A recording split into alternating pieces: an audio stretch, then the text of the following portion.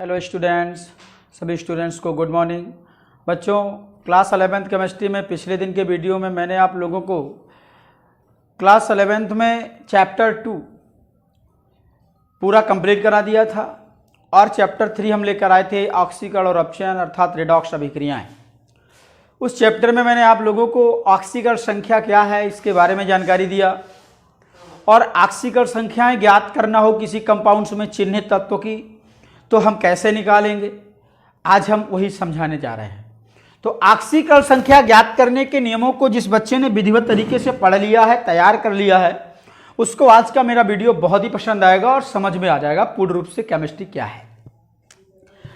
आपको कोई क्वेश्चन दिया गया होगा और उसमें कहा गया होगा कि इनमें से रेखांकित तत्वों की ऑक्सीकरण संख्या ज्ञात कीजिए। जैसे सपोज करिए एग्जाम्पल में मैंने लिखा KMnO4, आप जानते हैं इसका नाम होता है पोटेशियम परमैंगनेट। पोटेशियम परमैंगनेट है ये, और इस पोटेशियम परमैंगनेट में आपको चिन्हित किया गया है, रेखांकित किया गया है कि Mn की ऑक्सीकरण संख्या ज्ञात कीजिए। मैं Mn की ऑक्सीकरण संख्या निकालना चाहता हूं।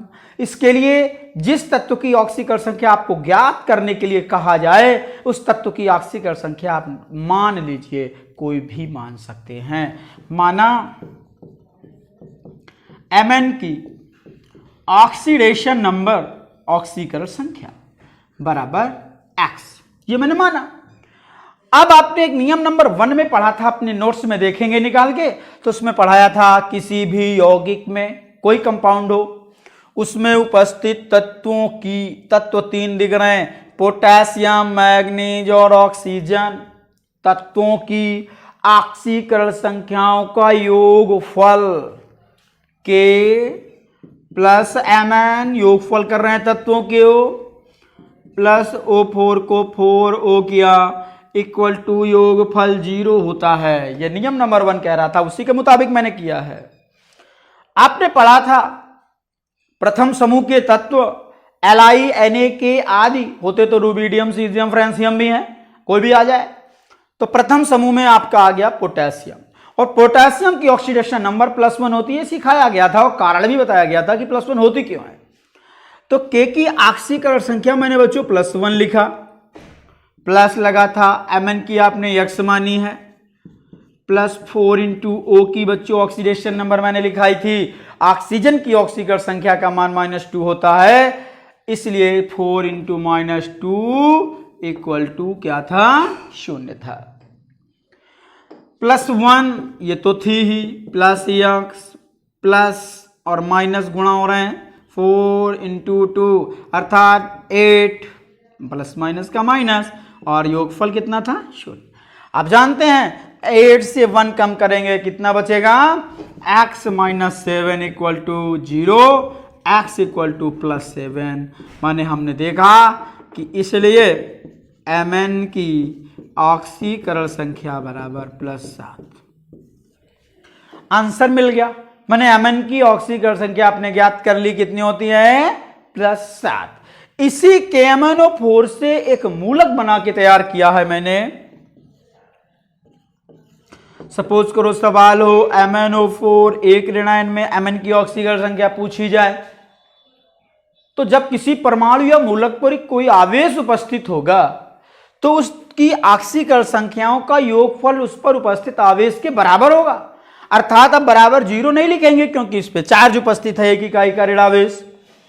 तो अब माना Mn की ऑक्सीकरण संख्या बराबर X, तो Mn + 4O बराबर 0 होता था, लेकिन यहां बराबर उस पर उपस्थित आवेश के होगा -1। अगर बच्चों माइनस के 2 आवेश होते तो -2 करते, अगर प्लस का 1 होता, 1 होता, प्लस लगा होता तो बराबर +1 कर देते। माने जिस परमाणु या मूलक पर जो आवेश होंगे वही उसकी ऑक्सीडेशन संख्या उसी के बराबर हो जाएगी। तो अब Mn की X है +4 इंटू O की -2 होती है, सबका योगफल -1 है, X -8 इसको इधर ले आएंगे तो +1 equal to 0, X - 7 equal to 0, X बराबर प्लस की 7 आ गई, इसलिए हम लिख सकते हैं Mn की ऑक्सीडेशन नंबर बराबर +7। इस प्रकार मैंने यह भी प्रयास किया समझाने का कि आखिर किसी भी परमाणु या मूलक पर अगर आवेश उपस्थित है तो उसमें चिन्हित तत्व की ऑक्सीकरण संख्या हम कैसे निकालेंगे, तो उसके लिए भी मैंने आपको इंगित किया है। थर्ड सवाल में सपोज करो दिया गया है H2SO4 और आपसे कहा गया है कि इसमें S की ऑक्सीकरण संख्या क्या होगी। तो बच्चों मैंने अभी बताया था जिस तत्व की ऑक्सीकरण संख्या आपको निकालनी हो उसकी ऑक्सीकरण संख्या को मान लेते हैं, इसलिए माना यहां पे आपका गंधक है सल्फर, इसलिए S की oxidation number equal to X। H2 को 2H लिखेंगे, S प्लस O4 को 4O इक्वल टू योगफल 0 होगा क्योंकि इस पर कोई आवेश नहीं है, इसलिए इसकी ऑक्सीकरण संख्या 0 के बराबर होगी। 2 इंटू H की ऑक्सीकरण संख्या मैंने सिखाई थी +1 होती है, हाइड्रोजन की ऑक्सीकरण संख्या +1 प्लस S की आपने X मानी है प्लस 4 इंटू O की -2 होती है, सबका योगफल 0 होगा। 2 एकम 2 प्लस X प्लस माइनस का माइनस, 4 दूनी 8 इक्वल टू 0, 8 में 2 घटाया X minus 6 equal to 0, X equal to +6। अतः S माने सल्फर की ऑक्सीकरण संख्या बराबर +6। इस प्रकार से निकालते हैं। अभी एक और सवाल बताएंगे आपको 4th नंबर में, जैसे मैंने लिखा K2Cr2O7 और आपसे कहा गया है इसमें Cr की ऑक्सीकरण संख्या ज्ञात कीजिए, क्रोमियम की ऑक्सीकरण संख्या निकालिए। तो माना Cr की ऑक्सीकरण संख्या इक्वल टू X, K2 इसको 2K कर देंगे, 2Cr कर देंगे Cr2 को, प्लस O7 को 7O इक्वल टू योगफल कितना होता है 0। 2 इंटू K की अभी अभी आपने सीखी थी +1 होती है, 2 इंटू Cr की X मानी है आपने, प्लस 7 इंटू O की -2 होती है, आपको ज्ञात है, इक्वल टू योगफल 0 होगा। 2 एकम 2 plus 2X minus 14 equal to 0, 14 में 2 घटा दिया, 2X minus 12 equal to 0, 2X बराबर +12 और 2 से 12 काटे X बराबर +6 मिला, इसलिए हम कह सकते हैं कि क्रोमियम की ऑक्सीडेशन नंबर बराबर +6। इस प्रकार से बच्चों किसी भी यौगिकों में चिन्हित तत्व की ऑक्सीकरण संख्या का मान हम निकाल सकते हैं। तो आप हेडिंग बनाएंगे, दिए गए यौगिकों में रेखांकित तत्वों की, दिए गए यौगिकों में रेखांकित तत्वों की ऑक्सीकरण संख्या का मान ज्ञात करना। दिए गए यौगिकों में रेखांकित तत्वों की ऑक्सीकरण संख्या का मान ज्ञात करना। ये हेडिंग बनाने के बाद आप सीरियल क्रम में 1 2 3 4 चारों सवाल नोट कर लेंगे। इसके बाद मैं आपको 5वां सवाल और समझा रहा हूं। जब तक समझ में नहीं आएंगे तो मुझे लगेगा कि नहीं, अब आपको आवश्यकता है कि अब आप खुद कर सकते हैं, इसके बाद छोड़ेंगे। और मैं भी आज के वीडियो में केवल ऑक्सीकरण संख्या ही पढ़ाना चाहता हूं, विधिवत समझ में आ जानी चाहिए। 5th नंबर सवाल में मैंने दिया Cr2O7 ऊपर डबल एडाइन, Cr2O7 ऊपर डबल एडाइन, ये आपको दिया गया और कह दिया गया इसमें बच्चों Cr की ऑक्सीकरण संख्या निकालो। तो जिसकी निकालनी है उसकी मानेंगे, माना Cr की ऑक्सीकरण संख्या बराबर X, इसको कर देंगे Cr को 2Cr, O7 को कर देंगे 7O, सबका योगफल 0 होता है। लेकिन इसके ऊपर 2 इकाई का ऋणावेश उपस्थित है, इसलिए इसका योगफल उस पर उपस्थित आवेश के बराबर हो जाएगा।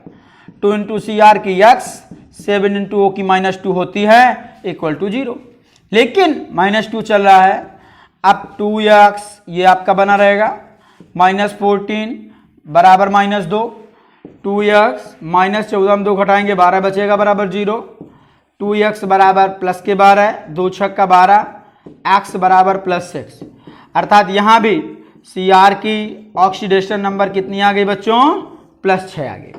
इसी प्रकार अगला क्वेश्चन 6वां नंबर, इसकी कैसे निकालेंगे।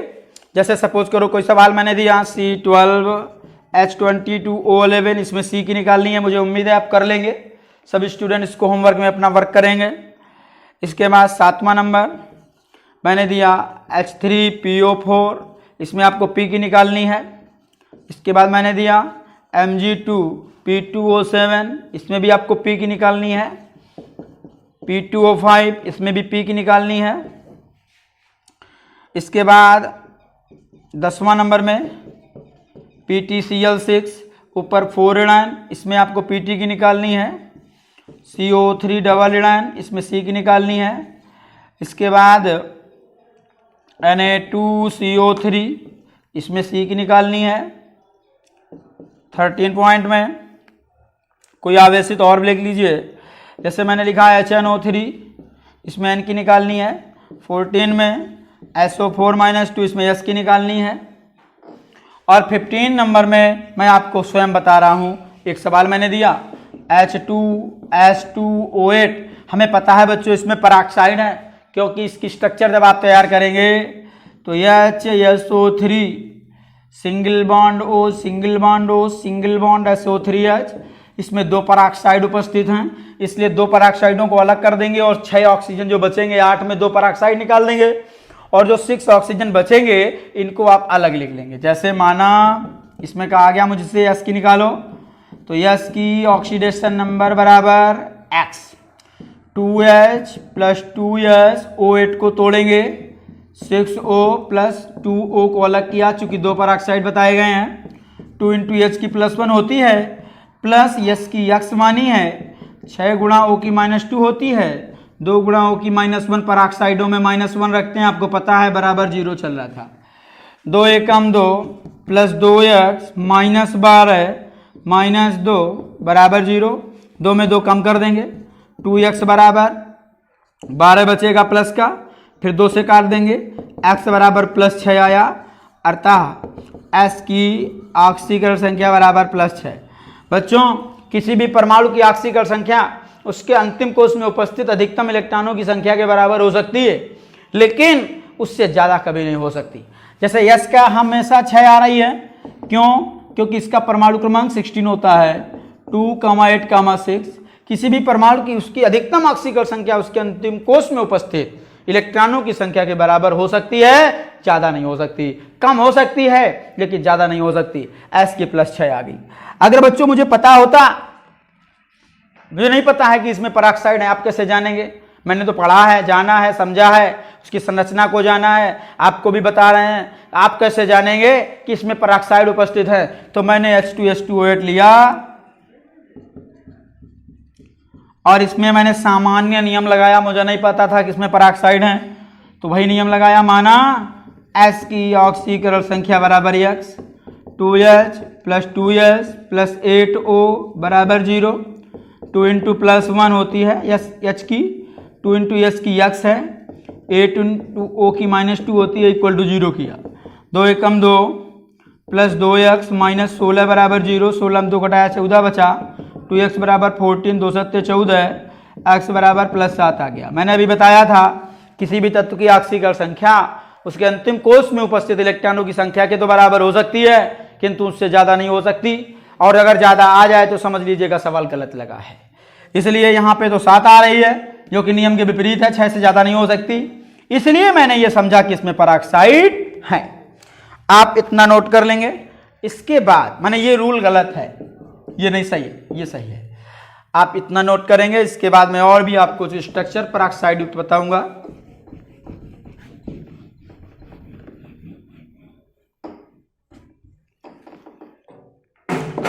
जैसे मैंने लिखा बच्चों, ये 17वां नंबर है आपका, 16वां नंबर में पराक्साइड की थी, इसमें आ रहा है जैसे CrO5, तो ये आप तितली स्ट्रक्चर बना लेंगे, बीच में Cr लिखेंगे, चारों तरफ O लिखेंगे, और एक O बचा उसको इस प्रकार से डबल बॉन्ड से जोड़ेंगे।